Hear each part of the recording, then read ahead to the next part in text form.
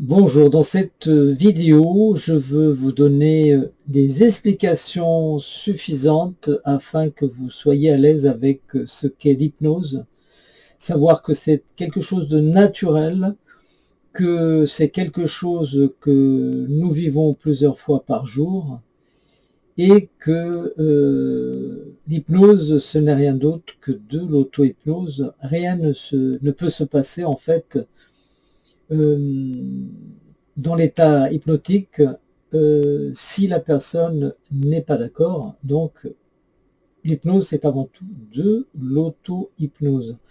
Je vous mettrai en fin de vidéo de Mesmer, le Mesmer d'aujourd'hui qui fait des spectacles et qui pendant des années cultivait un peu ce côté mystérieux de l'hypnose et qui aujourd'hui, dans cette vidéo, donne ce qu'est la vraie version de l'hypnose, c'est-à-dire quelque chose de naturel. Alors pourquoi l'hypnose est auréolée de mystère? Pourquoi elle a cette connotation occulte, mystérieuse? Eh bien, c'est parce que pendant des siècles et des siècles, voire des millénaires, hein, puisqu'on a découvert sur des tablettes sumériennes qu'il y avait déjà des pratiques, des techniques qui étaient utilisées, qui s'apparentent à ce qu'est l'hypnose d'aujourd'hui. Et plus tard, il y a quelques milliers d'années, en Égypte aussi, on a trouvé des papyrus où il y avait formulé des techniques d'hypnose. Donc, pourquoi ces techniques ont toujours été préservées par les hautes sphères du pouvoir? Eh bien justement, pour pouvoir garder ce pouvoir. Donc aujourd'hui, les mêmes sphères du pouvoir, qu'elles soient politiques, religieuses, et beaucoup la publicité désormais, utilisent fortement ces techniques hypnotiques. Donc l'hypnose a toujours existé, mais c'est dans les années 1800, grâce à Mesmer, Mesmer qui n'est pas le Mesmer d'aujourd'hui, vous vous en doutez bien. C'était Mesmer qui s'écrivait avec un seul S, le Mesmer d'aujourd'hui s'écrit avec deux S.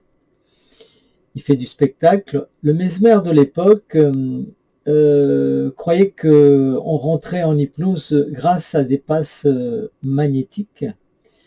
Et aujourd'hui d'ailleurs, si vous allez dans les campagnes et que vous allez voir les magnétiseurs, ils utilisent le même procédé qu'utilisait Mesmer à l'époque. Mais à l'époque, juste après Mesmer, on s'est aperçu que l'hypnose, en fait, pouvait se faire sans des passes magnétiques. Et c'est en 1820, personne qui avait repris les travaux de Mesmer, un dénommé Félix-Étienne Denain de Cuvillier en 1820, qui va donner le nom hypnose et hypnotisme, qui va rester le mot qui définit l'hypnose. Alors, comment on atteint ce niveau d'état de conscience qui permet de rentrer en état d'hypnose? Eh bien, notre cerveau émet des fréquences et en fonction du travail qu'il effectue, et le fait de diminuer ces fréquences va permettre de rentrer dans cet état d'hypnose, de rabaisser le facteur critique pour pouvoir faire passer la L'hypnose existait déjà. Les tribus à l'époque créaient des phénomènes hypnotiques en dansant autour d'un feu. Ce phénomène existe depuis des lunes, depuis que l'être humain existe. Comment notre cerveau fonctionne, comment apprendre à le contrôler, comment apprendre à amplifier cette capacité. Et je crois qu'on va commencer dès le tout jeune âge à montrer ça aux étudiants.